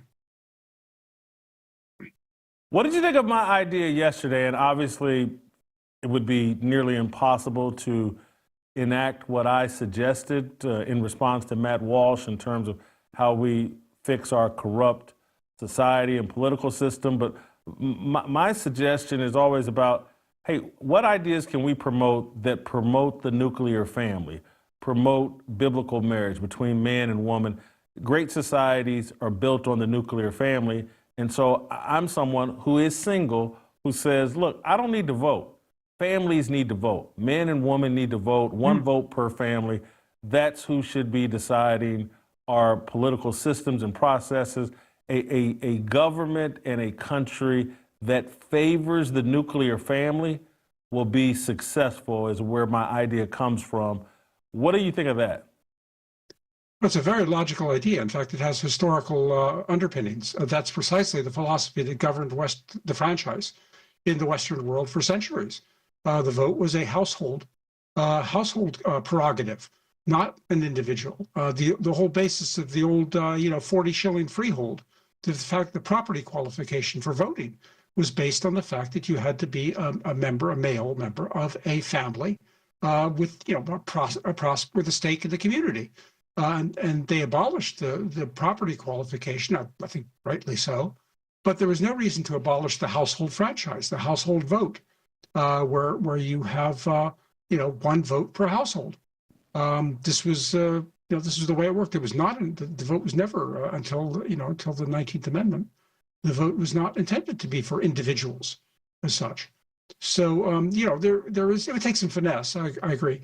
But the philosophy behind you, the impulse that you're expressing here by this proposal is entirely sound. It is, it would restore the family rather than the individual as the basic unit of not only society, but the basic unit of civic participation. It would mean the family is the basic unit of our politics rather than simply the basic unit of our society. By the way, somebody else, yeah. I was going to say somebody else proposed that it should be the vote should be restricted to males serving in the military or having served in the military, and that also has good historical precedent. That was the opinion of the founding fathers. It was the basis of Republican theory on which the Constitution was based. Was the concept of the citizen in arms. That in order to have the vote to participate in the political system, you had to risk your life in defense of your home and your family and your country.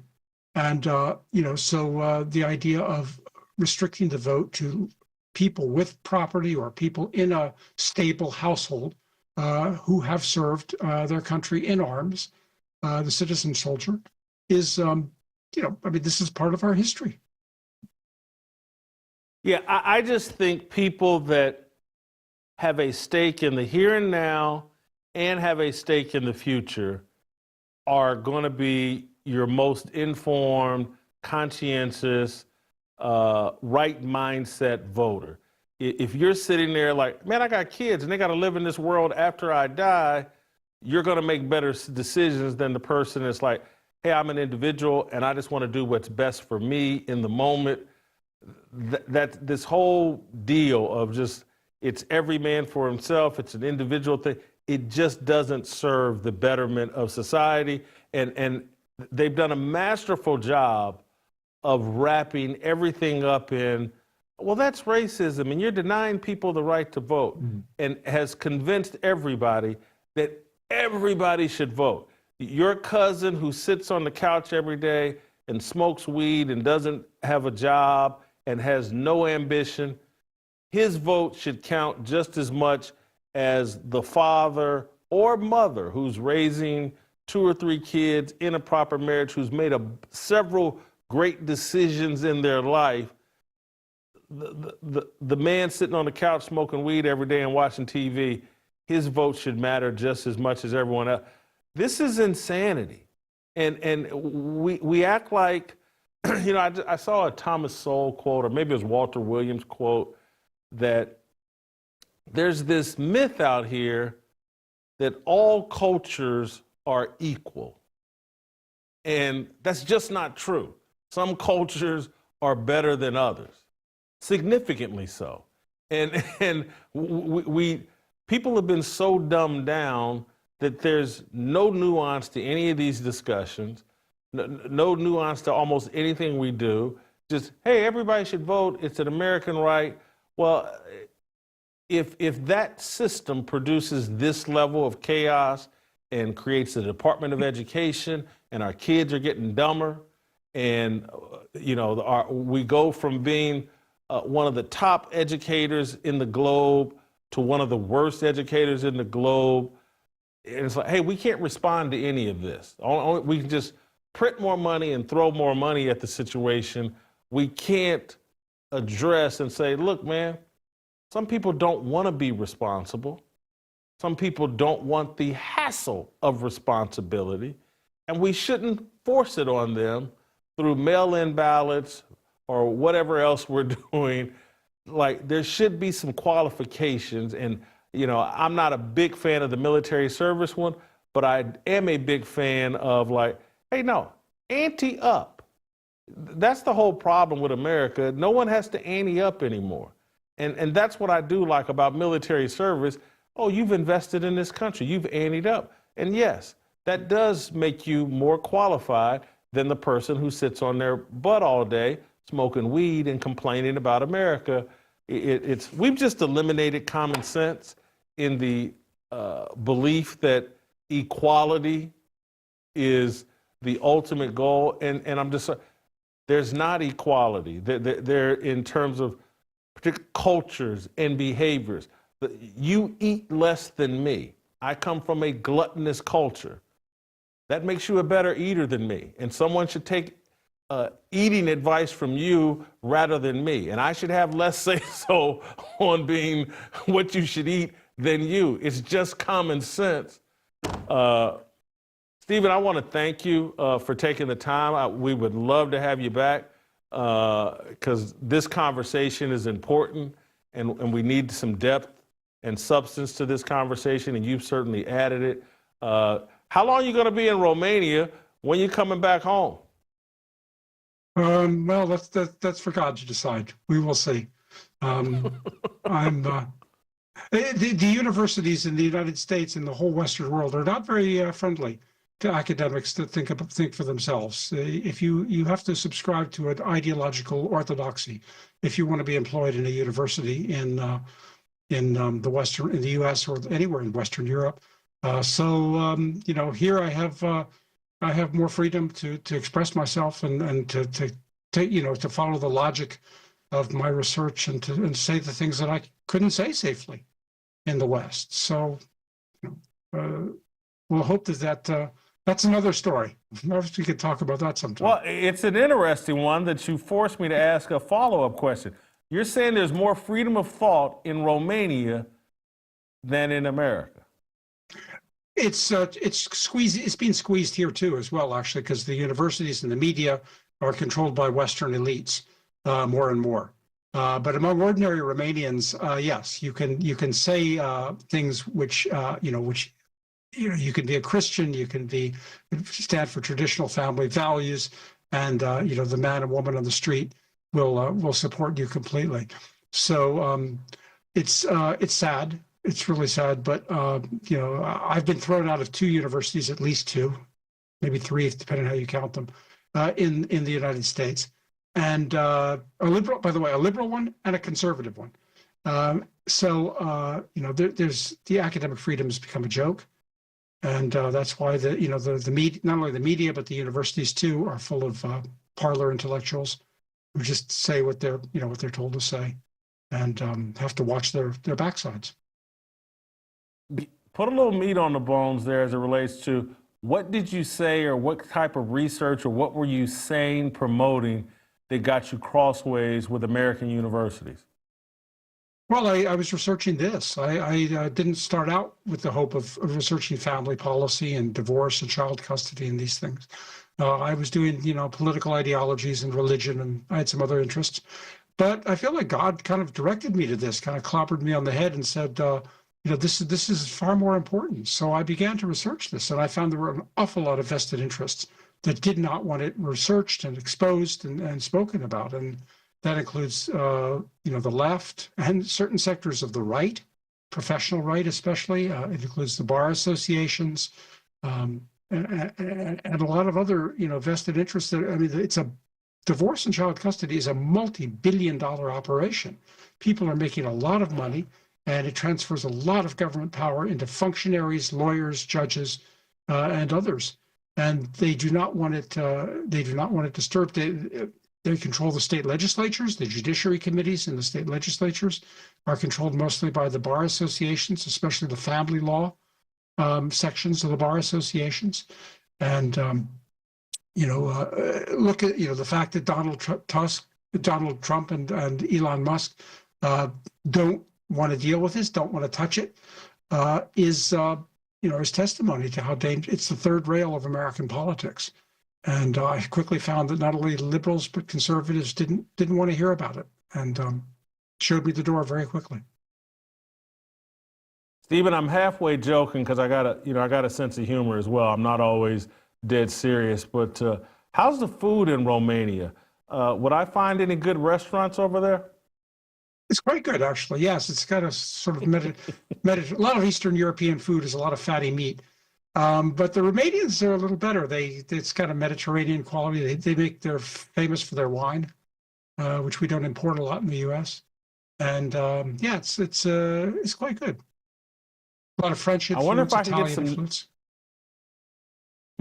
I live in Nashville, and so I would hate to leave this Nashville hot chicken, but maybe I could come over there and start a restaurant, some Nashville hot chicken in Romania, and, you know, find me a good Romanian girl to settle down with, and we just cook hot chicken all day. Man, Romania's just sounding more and more interesting. We're going to stay in touch, Stephen. You may be my point of contact when I move to Romania. Thank you so much. You won't be the first expat. My pleasure. Thank you. Thank you. All right. I'm halfway serious about that. I'm joking, but I'm halfway serious. I need to be a passport bro. And maybe Romania. Is Romania, Luke, help me out. Is that where Andrew Tate is based? Yeah, I almost asked him about Andrew Tate, but I couldn't remember if it was Romania or some other. I was thinking of in my head, I was like, is there another country that starts with an R that I'm missing before I ask this guy about Andrew Tate? Anyway, that's it. We'll play tomorrow. We'll see you tomorrow. I'm gonna hop on the internet here and start researching Romania, see if they got any hot chicken joints over there, and just, you know, maybe. Is there a Match.com for Romania? I'm on it. All right, we'll see you tomorrow. Standing in line for freedom, looking for a breakout, feeling like a standoff, nothing in life like freedom. Came like a fighter, striking like a ladder, making all these moves for freedom. I want freedom. No negotiation, my sister, no relation. We all just wanna have freedom. Sitting on a corner, never been alone. I'm breaking my back for freedom. Blessed, we are living, get back. We are receiving, no deceiving. We all wanna be free. We want freedom. I wanna be. I just